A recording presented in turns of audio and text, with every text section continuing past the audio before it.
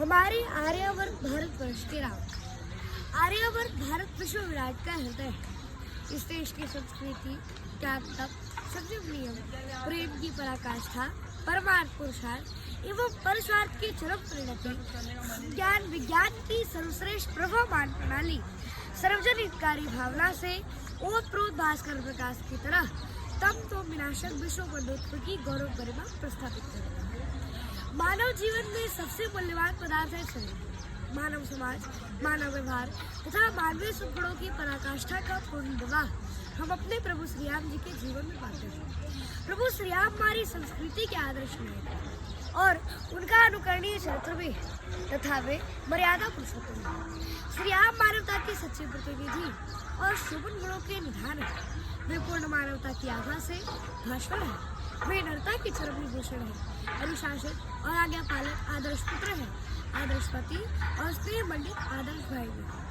जब लंका के युद्ध भूमि में मेघनाथ भैया लक्ष्मण को शक्तिवान से मूर्छित कर देता है, तब भगवान श्री राम अपने भाई को गोद में लेकर प्रलाप करने लगते हैं और कहते हैं कि देशे देशे कलत्राणि, देशे देशे च बांधवा, संतु देशे न पश्यामि यत्र भ्राता सहोदरः।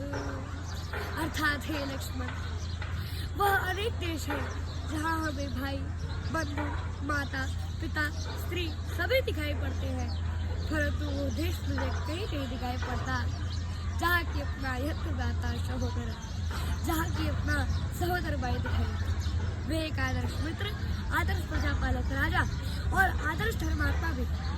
श्री राम की शारीरिक कुष्मा, सौंदर्य तथा आंतरिक वैभव दोनों ही अपने आप में अपूर्व।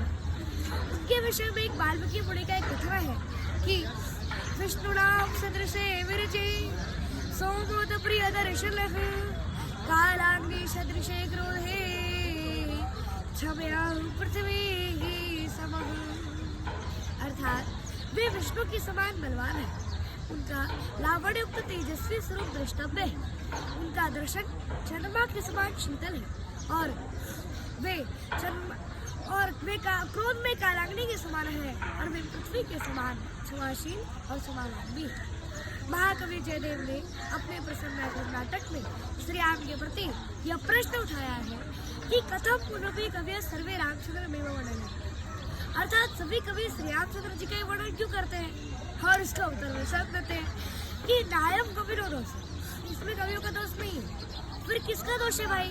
इसका स्पष्टीकरण वे इस श्लोक के द्वारा करते हैं कि सुषुप्ति नाम पात्रम रघुकुल तिलक में कम कल्पताम, कवि राम को दोष सतु गुणगणा। अर्थात दोष उन कवियों का नहीं है, बल्कि दोष उनके गुण समूह का है, जो कि बरबस करके अपने और आकृष्ट करके वर्णन करते हैं तो बाध्य कर देते हैं। राम कथा भारतीय संस्कृति और मानवीय इतिहास की अमर कथा तथा रामायण और रामचरितमानस की ही तरह काव्य की समस्त गुणों का पुण्यभूत है। रामाख्यान के अमृतवाणी में सौंदर्य सृष्टि बोध का चरमोत्कर्ष के साथ मानवीय काव्य कला का अवतार है। श्री राम का चरित्र जो कि अपने शीतल छाया से काव्य रसिकों, भक्तों और आध्यात्म प्रेमियों को आश्रय देता हुआ आज तक अपना मस्तक ऊंचा किए हुए खड़ा है कि बुध विश्राम सकल जनंजनी, राम कथा कलि कलुष तथा सभी मनुष्यों को प्रसन्न करने वाले, सभी मुनि और पंडितों को विश्राम में रखने, कलयुग को सभी पापों को नाश करने वाले कि मंत्र महामुनि विषय व्याल के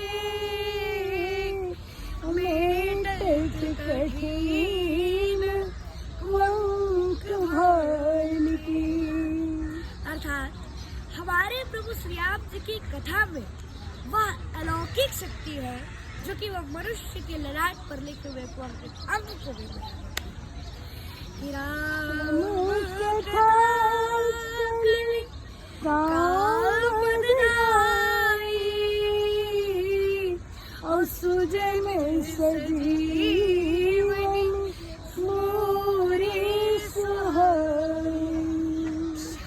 अर्थात राम कथा कलयुग में कामधेनु गाय की तरह है और सज्जनों के लिए सुंदर सजीवी जड़ी भी।